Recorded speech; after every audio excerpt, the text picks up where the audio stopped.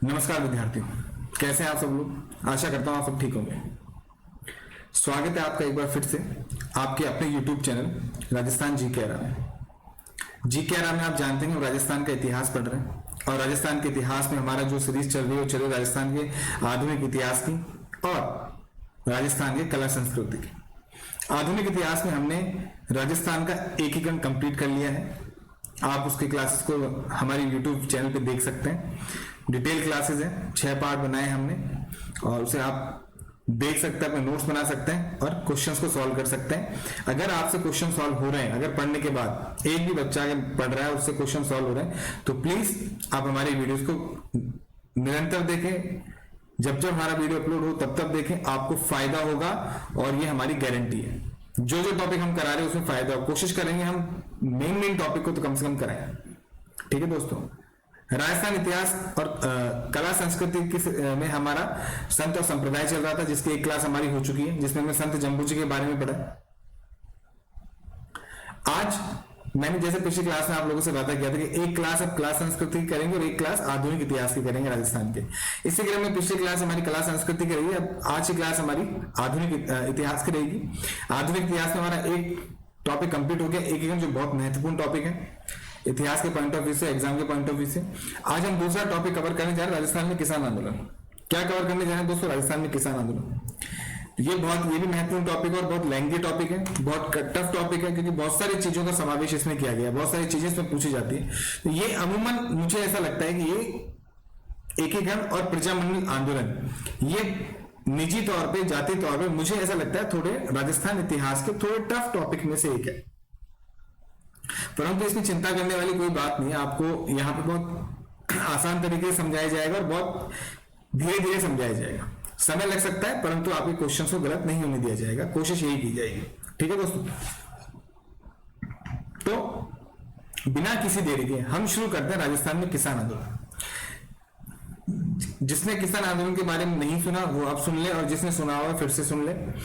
किसान आंदोलन में हम बिजोरिया किसान आंदोलन, बेगू, बूंदी, अलवर, भरतपुर, ठीक है, ये सब किसान आंदोलन पढ़ेंगे। लेकिन हम पहली क्लास में परिचय पढ़ते हैं कि किसान आंदोलन क्या थे, क्यों हुए, जरूरत क्यों पड़ी किसानों को आंदोलन करने की। ठीक है, उसके बारे में चर्चा करेंगे और आज हम बिजोरिया किसान आंदोलन का भी शुरू करेंगे। तो बिना किसी देरी के चलते हैं दोस्तों किसान आंदोलन में, राजस्थान के किसान आंदोलन। तो आज का हमारा टॉपिक है राजस्थान में किसान आंदोलन।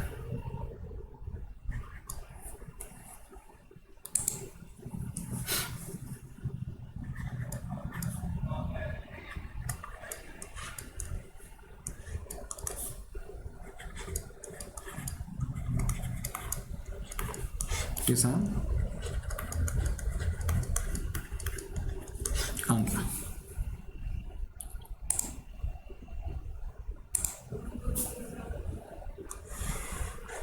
राजस्थान किसान आंदोलन,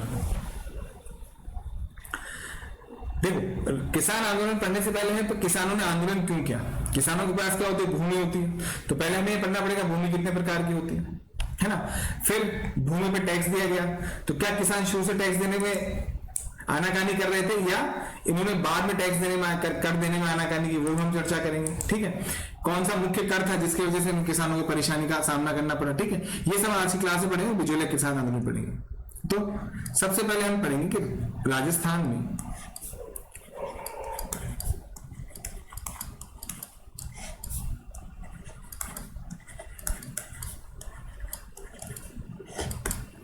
अंग्रेजों से पहले, किससे पहले दोस्तों? अंग्रेजों से पहले। अंग्रेजों से पहले राजस्थान, अंग्रेजों के आगमन से पहले राजस्थान में, अंग्रेजों के आने से पहले राजस्थान में 2 प्रकार की भूमि व्यवस्था चलती थी। पहले इसके बारे में जो भी पढ़ाने जा रहा है उसके जो है ना प्रशासन का जो टॉपिक है राजस्थान का, उसमें इसमें डिटेल में चर्चा की जाती है किस भूमि कितने प्रकार की थी, कितने टैक्स है। लेकिन अभी समझने के लिए यहाँ समझिए, थोड़ा बहुत मोटा मोटा आइडिया यहाँ होगा जिससे किसान आंदोलन को समझने में आपको सहायता मिलेगी। 2 प्रकार की भूमि थी। पहली थी खालसा भूमि।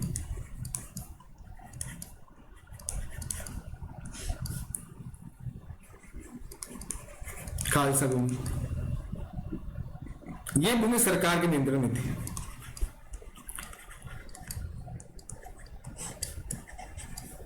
जो सरकार थी यानी सरकार मान लो, या शासक या राजा, ये भूमि सीधी राजा के नियंत्रण में थी। अंग्रेजों के आने से पहले राजा ही थे हमारे यहाँ, है ना। ये भूमि सीधी राजा के नियंत्रण में थी। दूसरी भूमि की बात करें, जागीरदार, जागीर, दूसरी भूमि का वो जागीर, ये क्या थी, जागीरदारों के संपर्क में थी, यानी जागीरदारों के नियंत्रण में थी। ये भूमि जागीरदारों के नियंत्रण में थी। तो दो प्रकार की भूमि हुई, खालसा भूमि और जागीर भूमि। खालसा भूमि उसे बोलते, खालसा होता है सरकार, मतलब कहते हैं ना कि शहर में एक ही खालसा हो सकता है, कहा जाता है शहर में एक ही खालसा हो सकता है, ठीक है, और जंगल में एक ही शेर हो सकता है। तो खालसा मतलब जो सबसे सर्वोपरि है, सबसे बड़ा है, सबसे ऊंचा है, चाहे वो शहर हो चाहे कहीं हो, तो खालसा उसे कहा जाता है। खालसा भूमि यानी जो सबसे ऊंचे लोगों की भूमि, जो जो सबसे ऊंचा है उसकी भूमि। ऊंचा कौन है, राजा, तो राजा के नियंत्रण में। जागीर के नाम से जागीरदारों के नियंत्रण में जो भूमि आएगी वो जागीर भूमि कहलाएगी, ठीक है। अब देखो, एक व्यवस्था होती थी पहले,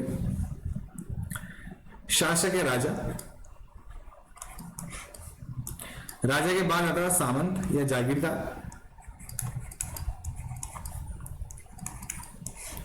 सामंत या जागीरदार,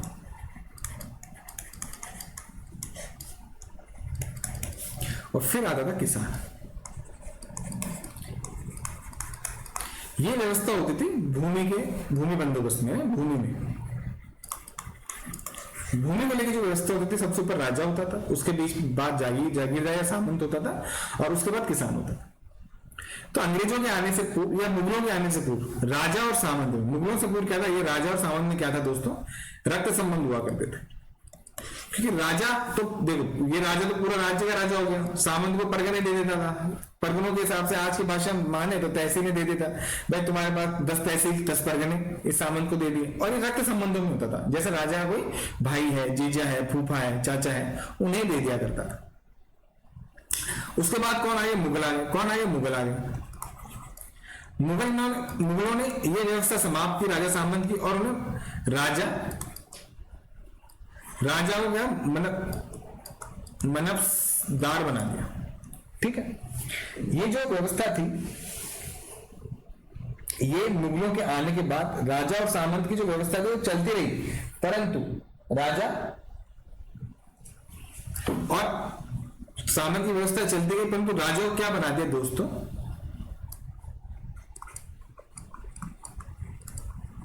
मनफदार, ये राजा बना दिया। और सामंत तो सामंत था ही। अब इनमें क्या हो गया, मनफदार तो मालिक हो गया, क्योंकि मुगल बनाते थे, सामंत मुगल बनाते तो रक्त संबंध विच्छेद हो गए। मालिक और सेवक, ये सेवक हो गया और ये मालिक हो गया, ये वाला संबंध रहेगा। मालिक और, ये परीक्षा में नहीं पूछा जाएगा, लेकिन ये आपको समझने की बात है। तो मालिक और सेवक का संबंध हो गया, इसका संबंध रह गया, मालिक और सेवक का ही संबंध रह गया, बस मालिक हो गया, उसका काम करने वाला हो गया, ये हो गया। उसके बाद आए अंग्रेजों ने तो सामंत व्यवस्था खत्म कर दी। सामंत व्यवस्था खत्म कर दी क्योंकि अंग्रेजों ने अपने सैनिक भेज दी, और अपने सैनिक भेज दी, तो राजाओं का सामंतों पे, राजाओं का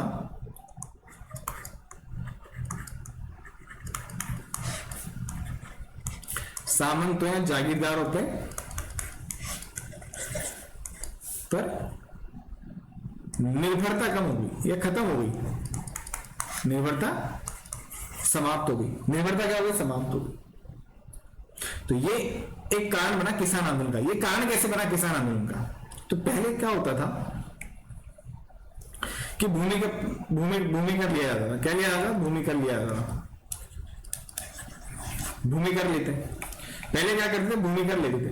भूमि कर ले लिया, किसान ने भूमि कर दे भी दिया, कोई बात नहीं, किसान जानता था भाई जागीरदार की भूमि है, उसे देना पड़ेगा, किसान भूमि कर दे भी देता था, बहुत सीधा किसान हुआ करता था। किसान ने भूमि कर दे दिया, तब तक तो व्यवस्था ठीक चल रही थी। अंग्रेज आ गए, अंग्रेजों के आने से राजाओं का सामंतों से विश्वास उठ गया। पहले क्या होता था, जैसे राजा सामंत के पास जाता था ना, राजा सामंत के पास जाता था, तो सामंत क्या करता था, उसको लगान, एक बार तो लगान दे दिया, लेकिन बार बार जब राजा जाता, सामंत उसकी चाकरी करता था, यानी उसकी सेवा करता था, तो राजा उससे कोई लगान नहीं लेता था। जब सामंत से लगान नहीं लिया जा रहा है, तो किसान से नहीं लेता था। परंतु अंग्रेजों के आने के बाद अंग्रेजों ने क्या करा, कैश में काम किया। किसमें काम किया, कैश में काम करना स्टार्ट कर दिया। जब कैश में काम करना स्टार्ट कर दिया, तो राजाओं ने क्या करा, चाकरी व्यवस्था को समाप्त कर दी। ये जो चाकरी व्यवस्था थी, इस चाकरी व्यवस्था को क्या कर दिया दोस्तों, समाप्त कर दिया। अब क्या करना, चाकरी के बदले क्या करने लगे, वो चाकरी ना करवा के क्या करने लगे, राजा सामंतों से कैश लेने लगे। राजा सामंतों से क्या करने लगे, कैश लेने लगे। और जब सामंतों से कैश लेने लगे, यानी देखो ये वाली व्यवस्था स्टार्ट होगी, राजा सामंत और किसान। अब ये कह रहा है कि भाई तुम्हें कैश दे, रोकड़ा दे, तो ये से रोकड़ा देता। अब ये रोकड़ा क्योंकि जेब से नहीं देगा, ये क्या करेगा, किसान पे टैक्स लगाएगा। ये किसान पे टैक्स लगाता, किसान से कैश लेता है ना, यहां ये कैश जाता और ये कैश किसके पास जाता, राजा के पास जाता। तो अल्टीमेटली जो बोझ आ रहा था वो किस पे आ रहा था, किसानों पे आ रहा था। जो भार आ रहा था किस पे आ रहा था, किसानों पे आ रहा था। और इस व्यवस्था को बोला गया लाल बाग। क्या बोला गया, लाल बाग टैक्स। लाल बाग कर बोला गया। लाल बाग कर क्या होता है कि भूमि कर के अलावा, जो भूमि का आप कर ले रहे हो उसके अलावा और कर लेना, वो टैक्स लाल बाग कर में आता है। अब लाल बाग कर में बहुत सारे टैक्सेस आ जाते हैं, इस प्रकार के टैक्स को क्या होता है, लाल बाग कर बोलते हैं। आज भी हमारे लाल बाग कर लिया जाता है, पता है, आज भी हमारे लाल बाग कर लिया जाता है।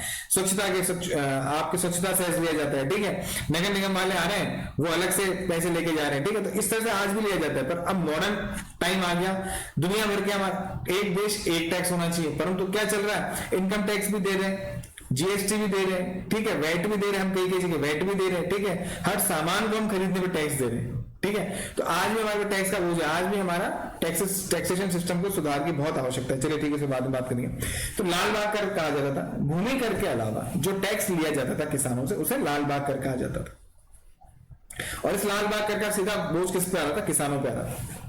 तो ये क्या बना, ये क्या बना, ये किसान आंदोलन का मुख्य कारणों से एक कारण बना, मुख्य कारणों से एक कारण बना। दूसरा, अंग्रेजों के आने से क्या होगा, सामंत पाश्चात्य संस्कृति में चले गए, है ना, पश्चिमी संस्कृति में चले गए। पश्चिमी संस्कृति में चले गए तो अब वो क्या करने लगे, अपने बच्चों को मेयो कॉलेज, तब अजमेर था, मेयो कॉलेज में पढ़ाना चाहते हैं, मेयो कॉलेज में पढ़ाने के लिए फीस चाहिए, तो भैया टैक्स कहाँ, किसानों पे आएगा। ये भार कहाँ आएगा, किसानों पे आएगा। तो इस तरह से बहुत सारी चीजें चली और किसानों पे भार आ गया। ये किस तरह से क्या, इस तरह से किसान आंदोलन शुरू, इस तरह से क्या हुआ, किसान आंदोलन शुरू। तो अब हम किसान आंदोलन के बारे में चर्चा करेंगे। हमने चर्चा करी कि दो तरह की भूमि होती है, खालसा भूमि, जागीर भूमि, ठीक है। लाल बाग कर क्या होता है और किसानों से आंदोलन क्यों किया, तो इस तरह से टैक्स जब लगने लगे, लाल बाग कर जब लगने लगा और बतेरे तरह का लाल बाग करने लगा, बहुत बड़ी तरह का लाल बाग कर लगने लगा, तो इसकी वजह से किसान परेशान हो गए। अब किसान परेशान हो गए तो उन्होंने आंदोलन कर दिया। अब आंदोलन हम पढ़ेंगे, शुरुआत से पढ़ेंगे आंदोलन कहां से शुरुआत हुई किसान आंदोलन की राजस्थान में। तो सबसे पहला किसान आंदोलन कौन सा था, बिजोलिया किसान आंदोलन। कौन सा था दोस्तों, बिजोलिया।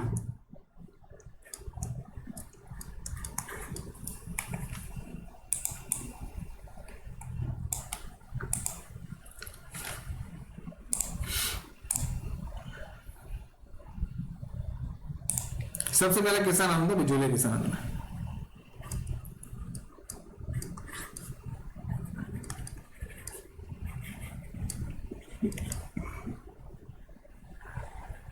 बिजोलिया किसान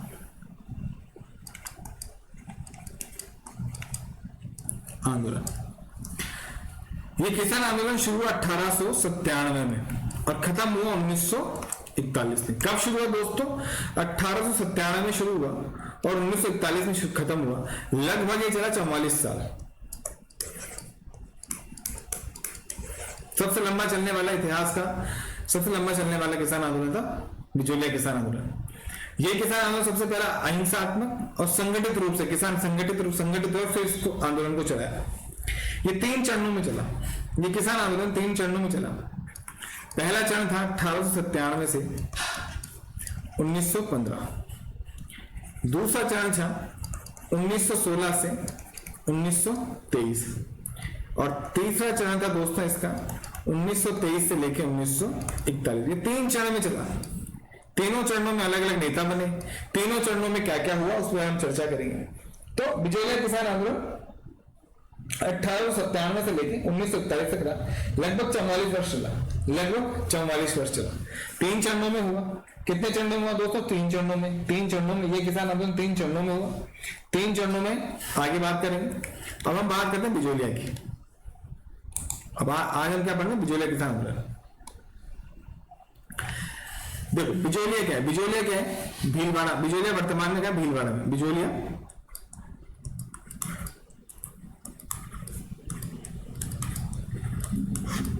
अभी क्या है? बिजोलिया भीलवाड़ा में। भीलवाड़ा में उस वक्त बिजोलिया कहां आता था दोस्तों? आता तो भीलवाड़ा में था, पर मेवाड़ रियासत में आता था। कहां पे आता था? मेवाड़ रियासत। जब ये किसान आंदोलन चला तब भीलवाड़ा कहां आता था? मेवाड़ रियासत में आता था। ये मेवाड़ रियासत का प्रथम श्रेणी का ठिकाना था। श्रेणियां बांट गई ठिकानों में।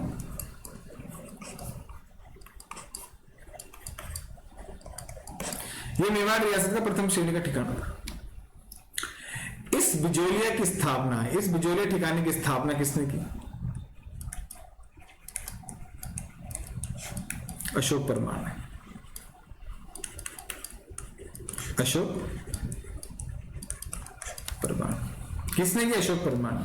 तो बिजोलिया ठिकाने के संस्थापक कौन रहा? अशोक परमार। कौन रहा दोस्तों? अशोक परमार बिजोलिया ठिकाने का संस्थापक रहा। ये अशोक परमार की अगर बात करें,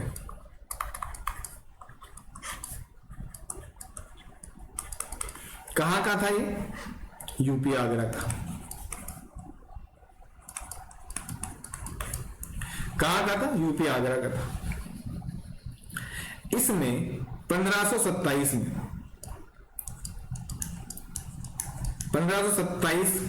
में एक युद्ध होता है, खानवा का युद्ध।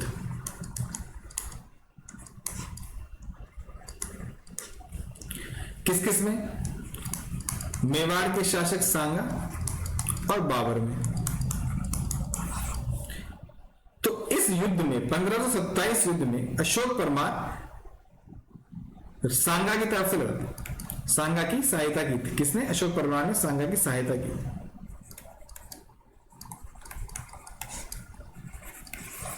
अच्छा, सहायता क्यों की अशोक परमार ने सांगा की? क्योंकि सांगा जब बाबर से युद्ध लड़ा तो सांगा ने क्या करा? बाबर को हराने के लिए पद्धति अपनाई थी, उसे बोलते हैं पाती पर्वन। पाती पर्वन पद्धति। ये पाती पर्वन पद्धति होती है कि आप आसपास के पड़ोसी राज्यों में, पड़ोसी रियासतों में पत्र लिख के मदद मांगेंगे, सहायता मांगेंगे, हेल्प मांगेंगे कि आओ मेरे साथ लड़ो और इस विदेशी को अपनी जमीन से या मेरी जमीन से हटाने में मदद करो। बाबर विदेशी था, तो उस पत्र लिखने को या सभी राजाओं को एक युद्ध में आमंत्रित करने को, अपनी तरफ से लड़ने को कहने को क्या बोला गया? पाती पर्वन। वो पाती पर्वन जब अशोक परमार के पास पहुंचे तो अशोक परमार ने राणा सांगा की सहायता की और इसी सहायता से खुश होके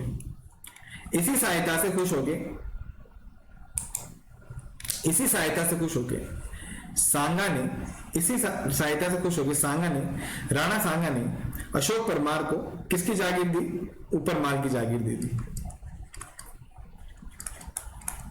ऊपरमाल की जागीर उपहार में दी। ऊपरमाल की जागीर उपहार में दे दी। ये ऊपरमाल की जागीर क्या है? ये ऊपरमाल की जागीर का जो हिस्सा है वो है चित्तौड़ से लेके ऊपरमाल की जागीर कहां तक फैली हुई दोस्तों? भीलवाड़ा तक।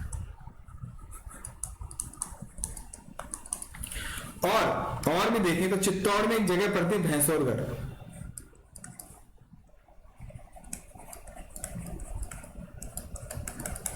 भैंसोरगढ़ जो राजस्थान का वेल्लोर कहला जाता है, भैंसोरगढ़ से लेके भीलवाड़ा के बिजोलिया तक का जो जागीर थी,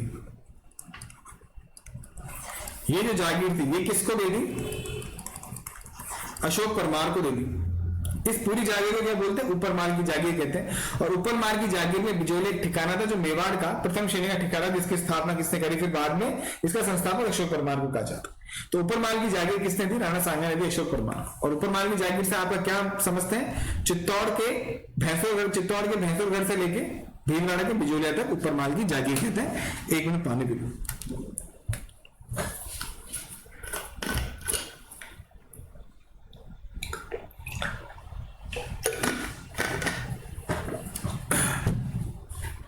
ये जागीर इसको दे दी, अशोक परमार को दे दी।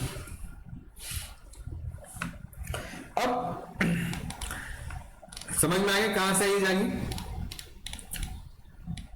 बिजोलिया में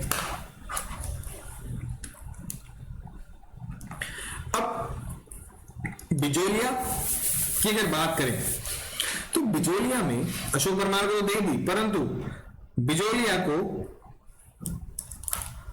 उस समय जब बिजोलिया किसान आंदोलन शुरू हुआ, जब बिजोलिया किसान आंदोलन शुरू हुआ तो बिजोलिया में क्या था, धाकड़ जाति के लोग सबसे ज्यादा रहते थे। यहां पर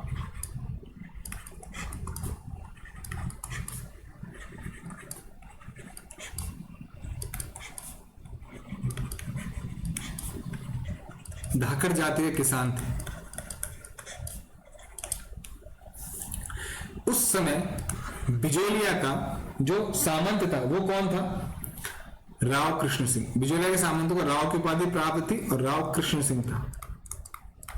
किताबों में आपको किशन सिंह मिलेगा, एक ही बात। ये कृष्ण सिंह केशव दास का पुत्र था। और केशव दास कौन है? केशव दास वो है जिन्होंने बिजोलिया को मराठों से मुक्त करवाया था। मराठों से लड़ाई लड़ी, तब बिजोलिया मराठों के कब्जों में था। मराठों से लड़ाई लड़ी और मराठों से लड़ाई लड़ने के बाद केशव दास ने उन्हें मुक्त करवाया और कृष्ण सिंह उसका पुत्र था। तो राव कृष्ण सिंह बिजोलिया किसान आंदोलन के समय वहां का क्या था, सामंत था। और इसने वहां के किसानों पर कितने लाल बाग कर लगाए? 84 प्रकार की क्या लगा रखी थी दोस्तों? लाल बाग कर। यानी इस लाल बाग कर का मतलब है, किताब पढ़ तो बहुत है लाल बाग कर, लेकिन इसका मतलब ये है, कर मतलब टैक्स। यानी 84 पर, यानी आप भूमि कर तो ले रहे हो, आप जो भूमि का जो भू राजस्व वो तो आप ले रहे हो, परंतु उसके अलावा भी आप 84 प्रकार के टैक्स और ले रहे हो। यानी वो तुमको टैक्स देते देते मर जाएगा, है ना। इस तरह से उन्होंने राव कृष्ण सिंह ने उन पर अत्याचार कर रखा था। और 2 प्रकार का कर था जो बहुत ही इनको परेशान करता था। एक था कूता प्रथा या कूता कर। कूता, इसमें क्या होता था कि खड़ी फसल पर टैक्स लिया जाता था। खड़ी फसल पर कर। अब खड़ी फसल पर कर क्या है? जैसे मान लो बटाई प्रथा होती है, कूता प्रथा, लाटा प्रथा, बटाई प्रथा होती है। इसमें बोलते हैं भाई किस तरह से टैक्स लिया जाएगा, है ना। मान लो ये जमीन है आपकी, ये जमीन है ना। आपने इसमें गेहूं बो दिया, क्या बोल दिया? गेहूं बो दिया, और गेहूं की फसल खड़ी हो गई।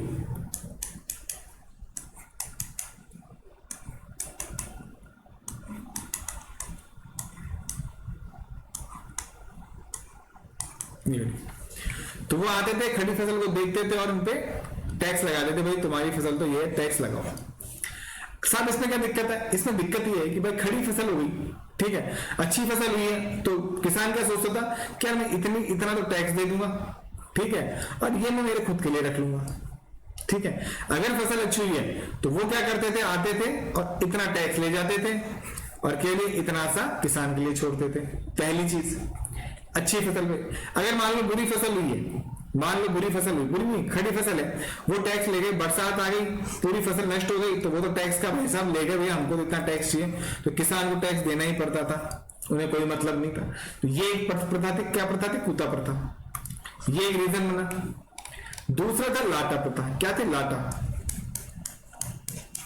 लाटा प्रथा में क्या था, फसल कट गई, फसल कटने के बाद खेतों में रखी है, फसल कटने के बाद। अब फसल कटने के बाद मान लो आपके पास 10 बोरी हुई, 10 बोरी अनाज हुई। किसान सोच रहा है 8 में दे दूंगा, 2 रख लूंगा, वो आया नहीं था, मैं 9 दो, हम 1 आपको देंगे। तो किसान के मरण हो गया बेचारे के, किसान के मरण हो गया, तो वो उस साल में कुल मिला के उन्हीं को फायदा होता था सामंतों को। तो कूता और लाटा प्रथा ऐसी थी जिसमें किसानों का मरण हो रहा था, और ये दोनों बिजोलिया किसान आंदोलन का प्रमुख कारण बनी, ठीक है। अब मैंने आपको बताया कि बिजोलिया किसान आंदोलन 1897 से लेके और 1941 तक चला। कितने साल? 44 साल चला। इतना धीरे धीरे चला, 44 साल तक चला, इसलिए इसे भारत का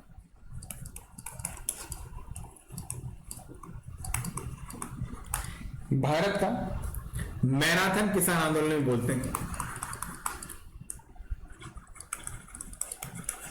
भारत का मैराथन किसान आंदोलन बोलते हैं। ठीक है, ये धीरे भारत का मैराथन किसान आंदोलन बोलते हैं। मैराथन धीरे धीरे चला, मैराथन धीरे धीरे बढ़ जाती है ना, इसलिए इसे भारत का मैराथन किसान आंदोलन बोलते हैं। अब हम बिजोलिया किसान आंदोलन के बारे में प्रथम चरण के बारे में पढ़ेंगे। किसके बारे में पढ़ेंगे? प्रथम चरण के बारे में पढ़ेंगे। प्रथम चरण के बारे में पढ़ेंगे। उससे पहले हम देख लें कि बिजोलिया किसान आंदोलन जब शुरू हुआ, बिजोलिया किसान आंदोलन जब शुरू हुआ, बिजोलिया किसान आंदोलन शुरू हुआ तो यहाँ का इस रियासत का, तो मेवाड़ रियासत में था, तो उस समय मेवाड़ रियासत का शासक कौन था? फतेह सिंह था। कौन था? फतेह सिंह। ये बहुत इंपॉर्टेंट क्वेश्चन है दोस्तों। मेवाड़ शासक कौन था? फतेह सिंह।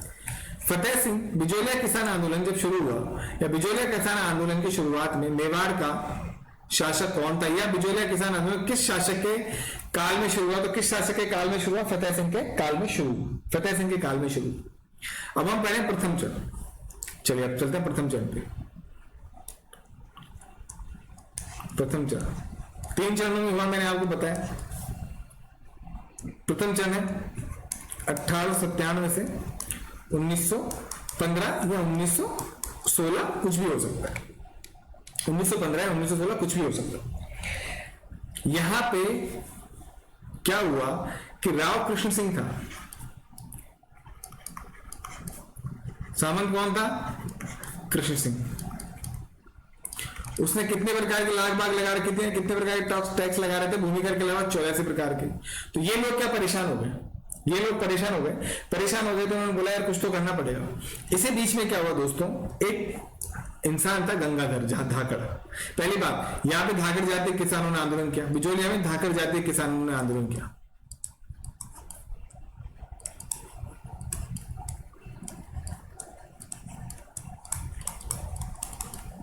दूसरा, प्रथम चरण का जो नेतृत्व किया किसने किया? साधु सीताराम दास ने। ध्यान रखना इस बात को, साधु सीताराम दास ने। प्रथम चरण का नेतृत्व किसने किया दोस्तों? साधु सीताराम दास ने। तो राव कृष्ण सिंह ने कितनी लगाई? 84 प्रकार की लाग बाग लगा रखी थी। अब क्या हुआ, परेशान तो हो गए थे, तो अब क्या हुआ, किसानों ने एक इंसान था गंगाधर, एक इंसान था, क्या नाम था उसका? गंगाधर, सॉरी, गंगाधर के पिता की क्या होती? मृत्यु। और मृत्यु का भोज रखा जाता है, और भोज कहां रखा है? गिरधारीपुरा गांव में।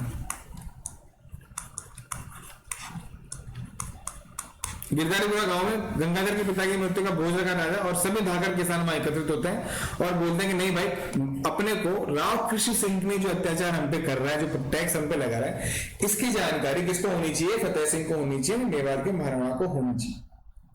वहां पे सहमति हुई तो क्या हुआ, साधु सीताराम दास ने दो लोगों के नाम अक्सर पूछे जाते हैं, नानजी पटेल, नानजी, और दूसरे ठाकरी पटेल। नानजी पटेल और ठाकरी पटेल को कहां भेजा? महाराणा के पास भेजा। नानजी पटेल और ठाकरे पटेल को कहां भेजा दोस्तों? महाराणा के पास भेजा। ये दोनों महाराणा कहां भेजा? महाराणा के पास भेजा, और बोला जाओ और महाराणा को बोलो कि भाई हमारे साथ राव कृष्ण सिंह ऐसे ऐसे जाति कर रहा है, राव कृष्ण सिंह हमारे साथ ऐसे ऐसे जाति कर रहा है। ये दोनों चले गए, लेकिन महाराणा इनसे नहीं मिला।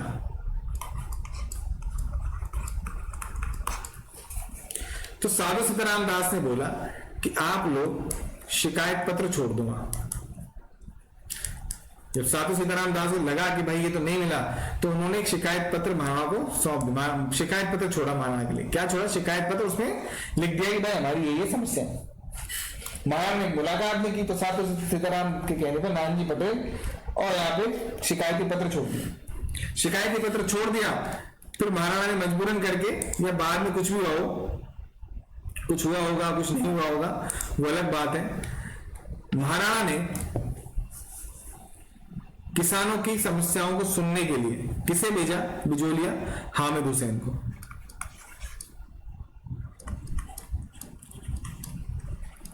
हामिद हुसैन को भेजा। ये हामिद हुसैन किसानों की समस्या है, 6 महीने तक बिजोलिया रहा, 6 मास तक कहा रहा बिजोलिया में।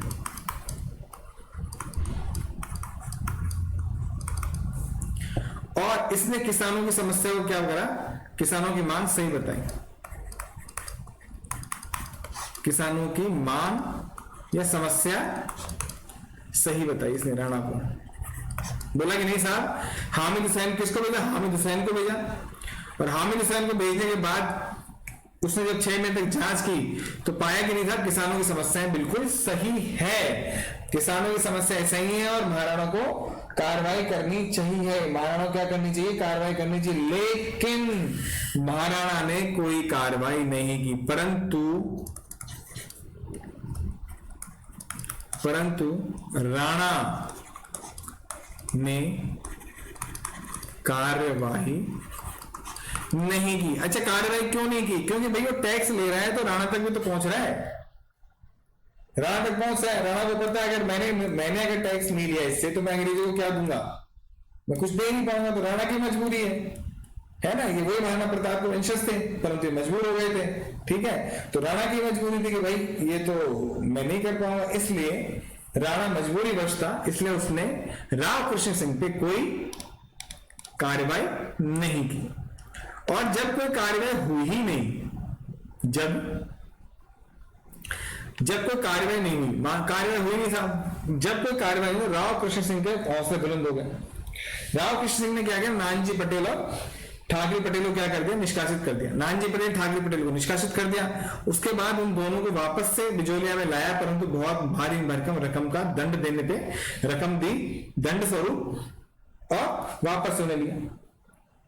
इसके बाद क्या हुआ भाई साहब, कृष्ण सिंह माना नहीं, इसके बाद कृष्ण सिंह माना नहीं, उसको कोई कुछ हो नहीं रहा तो बात आई 1903। 1903 में कृष्ण सिंह ने एक नया कर लगा दिया। 1903 में कृष्ण सिंह ने एक नया कर लगा दिया, उस कर का नाम था चौरी कर। क्या नाम था दोस्तों, चौरी कर।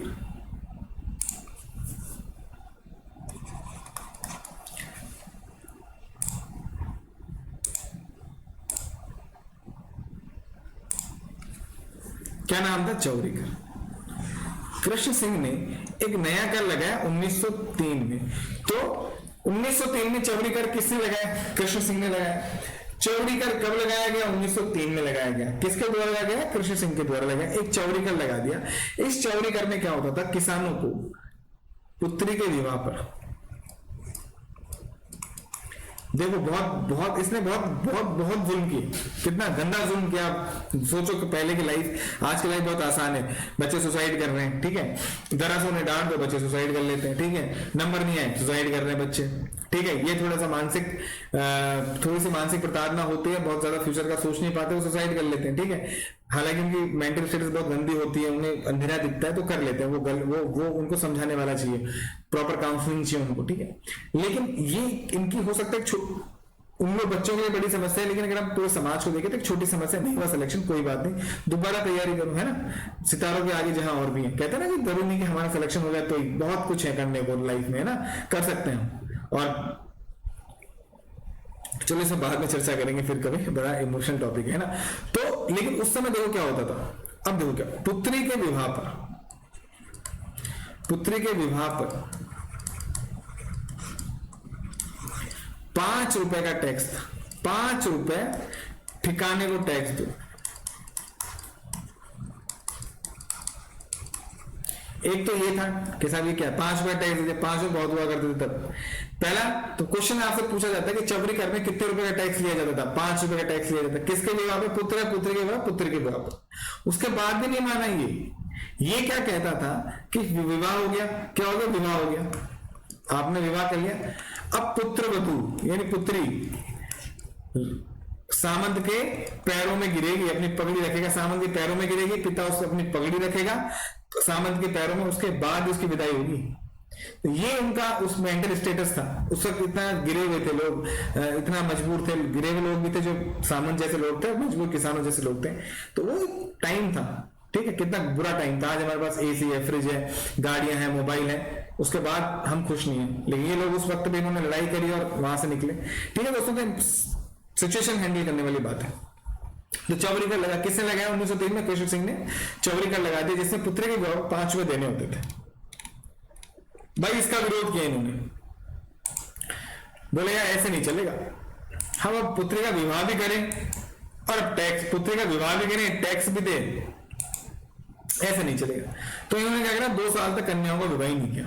इस चौवरीकर के विरोध में 2 साल तक कन्याओं का कन्या विवाह नहीं किया। 2 साल तक क्या हुआ दोस्तों, कन्या विवाह नहीं किया। उसके बाद 1905 की बात है, जब चौवरीकर नहीं हटा तो 1905 में किसान क्या करा, 200 कन्याओं को लिया, 200 शादी लायक कन्या हो गई थी, 200 कन्या 2 साल में हो गई, कि पहले शादी जल्दी कर, 200 कन्या हो गई। 200 कन्या को लेके गए, बिजोले से पलायन करने लगे। पलायन किया, हल नहीं चलाए, तो राणा का दिमाग खराब हो गया। अगर ये पलायन कर गए और इन्होंने हल नहीं चलाया तो मेरे को टैक्स नहीं आएगा, टैक्स नहीं आएगा तो मैं राजा को नहीं दे पाऊंगा, राजा को मैं नहीं दूंगा, राजा अंग्रेज को नहीं दे पाएगा। अल्टीमेटली नीचे तक जो पावर डेलीगेट हुई है वो खराब होंगी, नीचे तक समस्याओं ज्यादा बढ़ेगी। तो ये घबरा गया और विरोध अधिक हुआ। इसने क्या करा, चौवरीकर क्या कर दिया,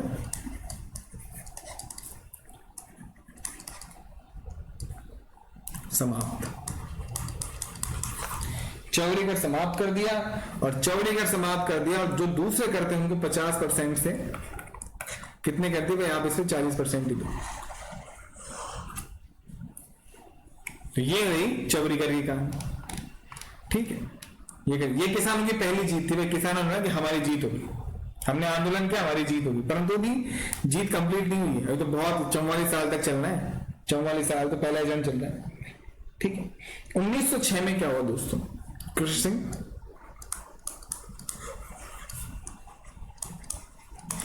सिंह की मृत्यु हो गई। और कृष्ण सिंह के बाद वहां का सामंत कौन बनता है बिजोलिया का? पृथ्वी सिंह। कृष्ण सिंह के कोई औलाद नहीं थी। फिर पृथ्वी सिंह इसका रिश्तेदार का बेपत्र था। पृथ्वी सिंह क्या बनता है, इसका बिजोलिया का सामंत बनता है। बिजोलिया का सामंत कौन बनता है? पृथ्वी सिंह बनता है 1906 में। और पृथ्वी सिंह क्या करता है, सभी जो छूट दी गई थी सभी छूट समाप्त करता है। एक तो सभी छूट समाप्त करता है और एक नया कर लगा देता है,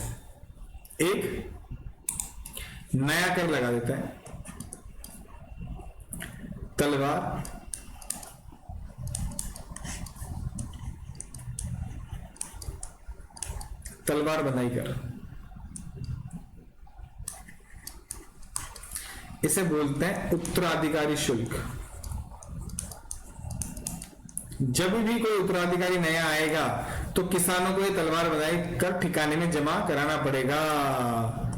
और ये लगभग था कितना, 40,000 के आसपास। तो प्रश्न पूछा जाता है कि तलवार बंधाई कर का संबंध किस किसान आंदोलन से है, या तलवार बंधाई कर का संबंध किससे? प्रजामंडल आंदोलन से, किसान आंदोलन से, है ना, जनजातीय आंदोलन से। तो किससे? किसान आंदोलन से। तलवार बंधाई कर का संबंध निम्न में से किस किसान आंदोलन से? बिजोलिया किसान आंदोलन से, बूंदी किसान आंदोलन से, बर्ड किसान आंदोलन से। तो किससे?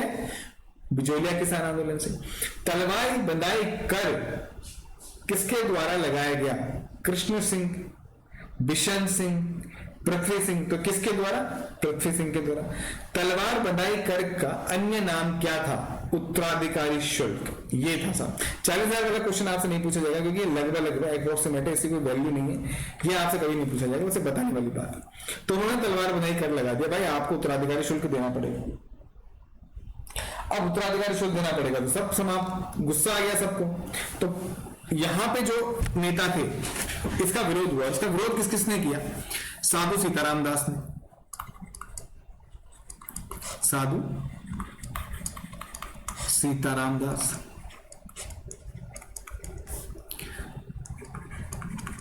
फतेहकरण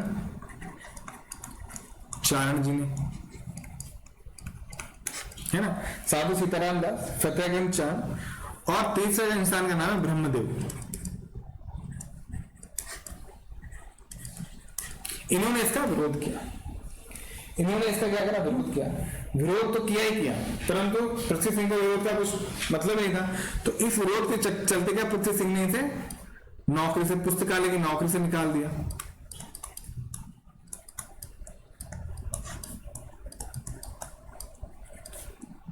किसको? साधु सीताराम दास को पुस्तकालय नौकरी से निष्कासित कर दिया, और इन दोनों को बिजोलिया से निष्कासित कर दिया।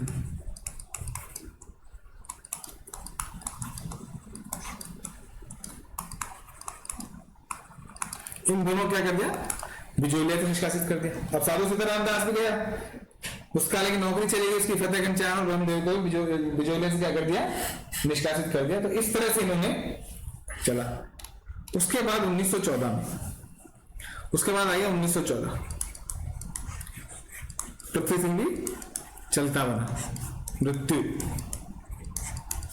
भगवान को प्यार हो गए, टाटा बाय बाय, खत्म। पृथ्वी सिंह मृत्यु, पृथ्वी सिंह की मृत्यु हुई। पृथ्वी सिंह की मृत्यु के बाद केसरी सिंह, इसकी मृत्यु के बाद कौन बना? केसरी सिंह।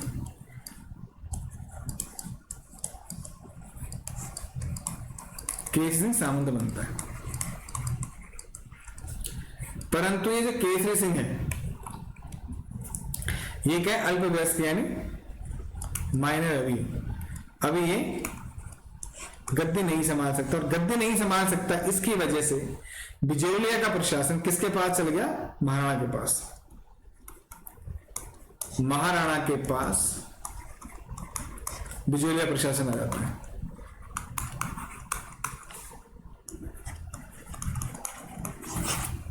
महाराणा के पास क्या आता है दोस्तों? बिजोलिया प्रशासन आ जाता है। जब महाराणा के पास बिजोलिया प्रशासन आ गया तो महाराणा को पूरी छूट है कि वो किसी की भी नियुक्ति वहां पे कर सकता है। तो महाराणा ने अमर सिंह राणावत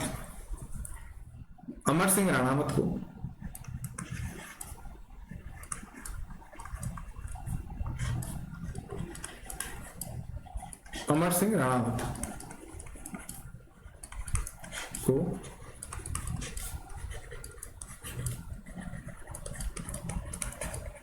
बिजोलिया का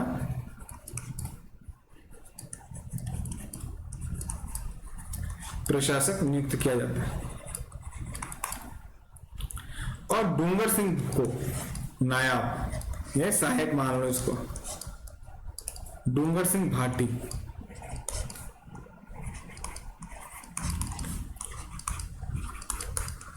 नायब बनाया था।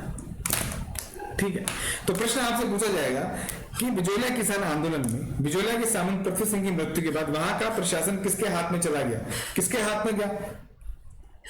ब्रिटिश सरकार के हाथ में, ठीक है, या केसरी सिंह के हाथ में, या मेवाड़ के राणा फतेह सिंह के हाथ में। तो किसके हाथ में चलेगा? मेवाड़ के राणा फतेह सिंह के हाथ में चलेगा। केसरी सिंह की पृथ्वी सिंह की मृत्यु के बाद राणा ने बिजोलिया का प्रशासक किसे नियुक्त किया? किसे नियुक्त किया? अमर सिंह राणावत को नियुक्त किया। यह प्रश्न आपसे पूछा जा सकता है जो आज तक एग्जाम में नहीं पूछा गया, लेकिन फिर भी आपसे पूछा जा सकता है। ये हमारी आज की क्लास है दोस्तों, जिसमें हमारा पहला चरण कंप्लीट होता है। अब देखो, साधु सीताराम दास को नौकरी से निकाल दिया, फतेहकरण चारण को, ब्रह्मदेव को बिजोलिया से निकाल दिया गया था, वापस उन्हें एंट्री नहीं दी गई। तो किस आंदोलन क्या हुआ? कमजोर पड़ गया, खत्म नहीं हुआ, कमजोर पड़ गया। पहला जन यहां तक कंप्लीट हुआ। तो पहला जन मैंने बताया 1918 से लेकर कब तक था? 1915 तक या 16 तक था। 14 तक हमने बात करी, 15-16 में बहुत ज्यादा खास बातें हुई नहीं। 15-16 में किसकी एंट्री होती है यहाँ पे? विजय सिंह पथिक की, जो बिजोलिया किसान आंदोलन के सूत्रधार कहलाए, बिजोलिया किसान आंदोलन का सूत्रधार कहलाए, जिन्होंने सबसे बड़े आंदोलन की बागडोर अपने हाथों में ली। वो कौन थे? विजय सिंह पथिक थे। विजय सिंह पथिक के बारे में जो हम पढ़ेंगे, द्वितीय चरण के बारे में पढ़ेंगे, और द्वितीय चरण और तृतीय चरण हम अगली क्लास में पढ़ेंगे। अगली क्लास में बिजोलिया किसान आंदोलन हमारा कंप्लीट हो जाएगा। उसके बाद आपके क्वेश्चन कर सकते हैं बिजोलिया किसान आंदोलन, केवल और बिजोलिया किसान आंदोलन। तो आज की हमारी क्लास यहीं तक थी। आओ हम इसे नोट्स के माध्यम से भी समझ लेते हैं, एक बार पढ़ लेते हैं नोट्स को भी। देखो राजस्थान में किसान आंदोलन, राजस्थान में अंग्रेजों से दो प्रकार की भूमि व्यवस्था चलती थी।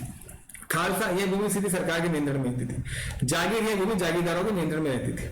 लाल बाग कर, किसानों से भूमि कर के अलावा जो टैक्स लिया जाता था उसे लाल बाग कर कहते थे, मैंने आपको बताया। यह लाल बाग कर किसान आंदोलन के प्रमुख कारणों में से एक था। अंग्रेजों के आगमन तथा शासकों और जागीरदारों के पश्चिमी संस्कृति के प्रभाव में आकर किसानों ने टैक्स बढ़ाने के कारण किसान आंदोलन का जन्म हुआ। हालांकि परीक्षा में आपसे कोई नहीं पूछेगा, परंतु थोड़ा सा हमें पता होना चाहिए। अब है जो सबसे बड़ा किसान आंदोलन है वहां से शुरू करेंगे। और इसी, अब देखो बिजोलिया था ना, मेवाड़ था, मेवाड़ बिजोलिया, बिजोलिया क्या था, अगर आप साउथ में चलोगे और थोड़ा ईस्ट में चलोगे ना तो आपको बूंदी ये सब देखने को मिलेगा, बूंदी वगैरह देखने को मिलेगी। तो ये जो किसान आंदोलन की शुरुआत यहाँ से हुई और पूरे राजस्थान में फैल गया। बूंदी में भी इसको देखे देख हुआ है ना, और बेगू में इसके देख, चित्तौड़ में इसके देखे देख किसान आंदोलन हुए, ठीक है। परंतु शुरुआत कहां से, बिजोलिया से। इसलिए बिजोलिया को सबसे पहले पढ़ते हैं, सबसे बड़ा आंदोलन था, विश्व का सबसे बड़ा लंबा चलने वाला आंदोलन था। तो बिजोलिया किसान आंदोलन कब से कब तक, 1897 से 1941 तक चला। बिजोलिया वर्तमान में भीलवाड़ा जिले में स्थित है, ये भीलवाड़ा लिखना भूल गया मैं। यहां मेवाड़ राज्य का प्रथम श्रेणी का ठिकाना था। बिजोलिया की स्थापना अशोक परमार द्वारा की गई थी।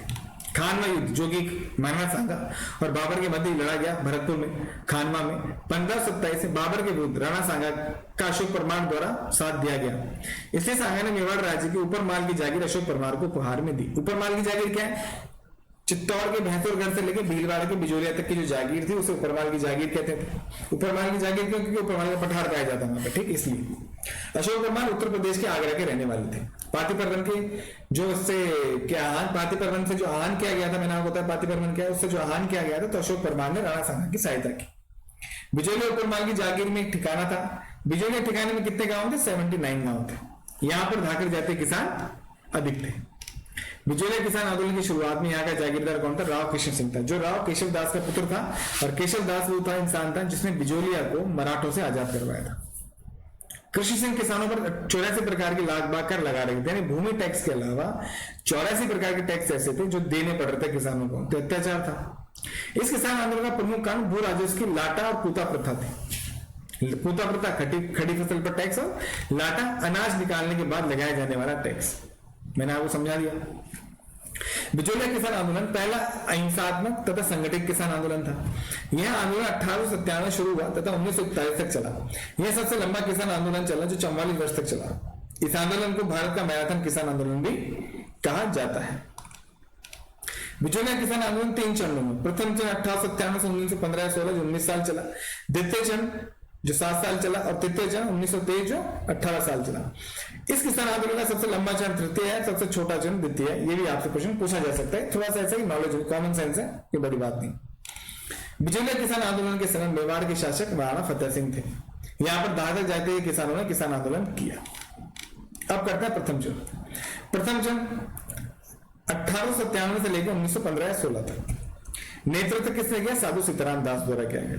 अर्थात साधु सीताराम दास किस किसान आंदोलन से संबंधित है, बिजोलिया किसान आंदोलन से संबंधित है।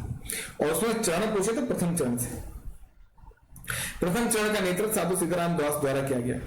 राव कृष्ण सिंह से परेशान होकर बिजोलिया के गिरधारीपुरा गांव के किसानों ने 1897 में गंगाराम धाकर के पिता की मृत्यु भोज पर विचार कर नानजी और ठाकरे पटेल को राणा फतेह सिंह के पास जागीरदार की शिकायत लेकर भेजा। महाराणा ने इनसे मुलाकात नहीं की, ये सब मैंने बता दिया आपको ना। तो साधु सीताराम दास ने नानजी व ठाकरे पटेल को वहां पर शिकायत पत्र छोड़ने को कहा। शिकायत पत्र पढ़ा, महाराणा को लगा चलो कुछ करते हैं ताकि किसान थोड़ा सा शांत हो जाए। उन्होंने एक डमी कैंडिडेट, डमी था क्योंकि जब आपको कार्रवाई करनी ही नहीं थी तो आपने कैंडिडेट क्यों भेजा, है ना, भेजना ही नहीं चाहिए था, लेकिन आप किसानों को डाइवर्ट करना चाहते थे। ठीक है, चलो 6 महीने निकल गए, चलो 6 महीने तो हामिद हुसैन को बोला 6 महीने तक रहो आप। 6 महीने टाइम निकाला, फतेह सिंह ने कहा ठीक है 6 महीने तो निकले, यही था और कुछ नहीं था। तो महाराणा ने हामिद हुसैन को बिजोलिया जांच करने भेजा। हामिद हुसैन वहां पे 6 मास तक रहा, बिजोलिया रहा तथा किसानों की मांग को सही बताई, परंतु कृष्ण सिंह पे कोई कार्रवाई नहीं हुई, है ना। जब कार्रवाई करनी नहीं थी तो भेजा ही क्यों, ये भी एक प्रश्न है। ठीक है, चलो कोई बात नहीं। कृष्ण सिंह ने नानजी पटेल और ठाकरे पटेल को बिजोलिया से निष्कासित कर दिया। 1930 में कृष्ण सिंह ने किसानों पर चवरी नामक कर लगा दिया, जिसमें किसानों को अपने पुत्र के विवाह पर 5 रुपए के रूप में कर ठिकाने को जमा करना पड़ता था। चबरी कर के विरोध में किसानों ने 2 वर्ष तक अपनी कन्याओं का विवाह नहीं किया। 1905 में किसान 200 कन्याओं को लेकर ठिकाने से पलायन करने लगे। विरोध अधिक होने पर कृष्ण सिंह ने चबरी कर समाप्त किया तथा अन्य कर 50% से 40% कर दिए। यही मैंने आपको बताया। 1906 में कृष्ण सिंह की मृत्यु के बाद पृथ्वी सिंह जागीरदार बन गया। पृथ्वी सिंह ने किसानों पर नया कर तलवार बंदाई कर लगाया, परंतु उसके साथ साथ जो पूर्व में छूटे दी गई थी वो भी खत्म कर दिया था।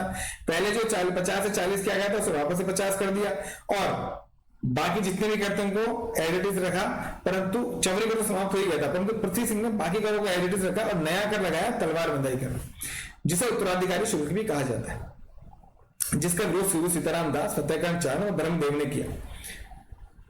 पृथ्वी सिंह ने सीताराम दास को पुस्तकालय की नौकरी से निकाला और फतेहकरण और ब्रह्मदेव को बिजोलिया से निष्कासित कर दिया। 1941 में पृथ्वी सिंह की मृत्यु के बाद अल्पवयस्क केसर सिंह जागीरदार बना, तो यहाँ का प्रशासन महाराणा के पास चला गया। मैंने ये बताया, महाराणा ने अमर सिंह राणावत को बिजोलिया का प्रशासन तथा डोंगर सिंह भाटी को यहाँ का नायब नियुक्त किया और इसी के साथ हमारा प्रथम चरण कंप्लीट होगा। नेक्स्ट क्लास में नहीं, अब पहले अगली क्लास होगी आपकी आर्ट एंड कल्चर की, तो वीडियो डालूंगा, उसके बाद में इसको डालूंगा। दूसरा हम द्वितीय चरण पढ़ेंगे। कैसे द्वितीय चरण में देखो 1915 से 1923 तक चला और इसका नेतृत्व किसने किया? विजय सिंह पथिक ने किया। विजय सिंह पथिक ने किया। किस तरह विजय सिंह पथिक राजस्थान में आए, ठीक है, और राजस्थान में आने के बाद उन्होंने किस तरह से इसको करा वो हम अगली क्लास में पढ़ेंगे। तो आज की क्लास दोस्तों यहीं तक थी। आई होप कि आपको क्लास समझ में आएगी। ये टॉपिक थोड़ा क्या बड़ा है, टॉपिक थोड़ा समझने वाला भी, रखने में भी थोड़ा टाइम लगेगा, समझ में नहीं आया क्या रट रहे हैं, थोड़ा सा लगे, है ना। तो कोई घबराने वाली बात है, बहुत आसान शब्दों में, बहुत आसान तरीके से स्टेप बाय स्टेप मैं यहाँ पे लेके चलूंगा और आप देखेंगे कि आपको 99% क्वेश्चंस आपके सॉल्व हो जाएंगे, ठीक है।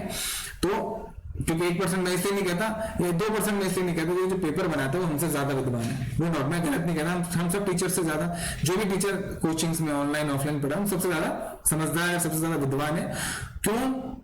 इसलिए नहीं कि उसने बहुत सारी पढ़ाई कर रखी, इसलिए क्योंकि उसने पढ़ाई के साथ साथ हर जगह वो घूमा है, देखा है, वहां को महसूस किया और वहां की लोकल चीजों को जाना है, वहां पे जो शिलालेख रखे हुए उनको पढ़ाया। तो वहां से भी क्वेश्चन उठा के बना देते हैं कभी कभी। कोई आदमी घूमने गया, हिस्टोरियन, उसने देखा ये क्वेश्चन एग्जाम में आना चाहिए, उसके पास पेपर सेट करने होगा आगे, उसने बना दिया पेपर। तो इस तरह से पेपर बनते हैं। तो आज की क्लास हमारी यहीं तक थी। आज की क्लास में आई होप क्लास समझ में आएगी, पसंद आएगी। अगर पसंद आती तो प्लीज आप कमेंट जरूर कीजिए ना, लाइक शेयर सब्सक्राइब ठीक है, लेकिन कमेंट आप जरूर कीजिए, इससे हमें मोटिवेशन मिलता है। ठीक है दोस्तों, धन्यवाद, शुभ रात्रि, धन्यवाद।